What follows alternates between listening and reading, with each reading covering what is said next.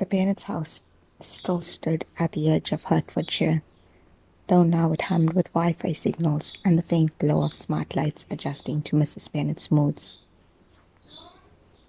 "It is a truth universally acknowledged," Mrs. Bennet declared to no one and everyone in the family group chat, "that a single man with a verified profile and over 10,000 followers must be in want of a wife." Lizzie muted the chat. Her older sister, Jane, kind as ever, was scrolling through a dating app called Heartmatch. She paused at a profile. "He seems nice," she said softly. "Charles Bingley. Recently moved here, works in renewable energy." "Does he have a dog?" Lizzie asked. "Yes." "Then he's perfect. Marry him immediately." Their quiet life shifted when Bingley, via an Instagram story, announced that he's rented Netherfield Park. Within days, he hosted a sleek, catered gathering, half networking event, half party. Everyone was invited. Lizzie went reluctantly, armed with sarcasm and a rapidly draining phone battery. Bingley turned out to be exactly as advertised. Warm, eager, and completely taken with Jane within 10 minutes. But his friend, Darcy, was another story. Fitzwilliam Darcy had no social media presence, no public posts, no casual photos, just a LinkedIn profile so polished it felt like a warning. "He looks like he judges people for using emojis," Lizzie whispered. "He probably does," her friend Charlotte replied. Lizzie overheard him later speaking quietly to Bingley. "She's interesting," Darcy said, glancing briefly at Lizzie, "but not my type." Lizzie didn't need to hear more. She filed him under arrogant, emotionally constipated, and probably owns multiple identical black turtlenecks.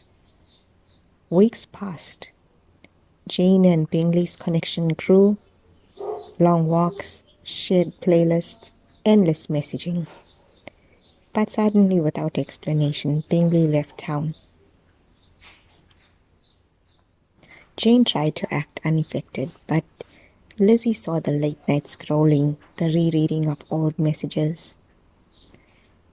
Around the same time, Lizzie kept running into Darcy, in co-working spaces, at cafes, even once during a power outage when everyone was forced to sit outside and pretend they liked fresh air. Their conversations were sharp, challenging, occasionally infuriating. "You make quick judgments," Darcy told her one afternoon. "And you make slow ones," she shot back, "but somehow worse."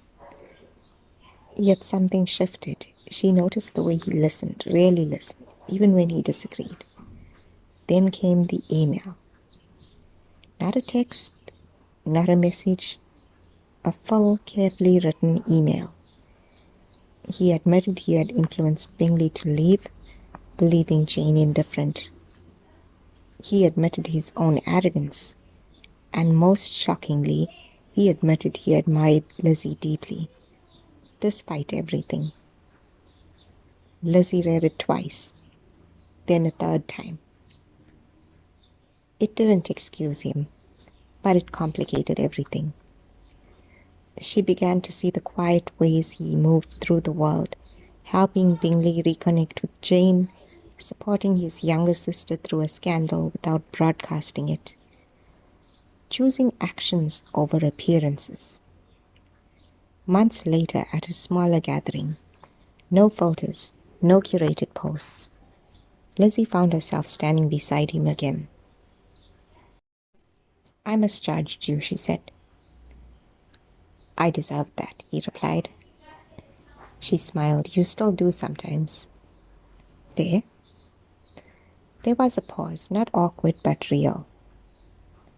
"Would you," he began, less polished than before, "consider starting over? No assumptions, no algorithms, just us."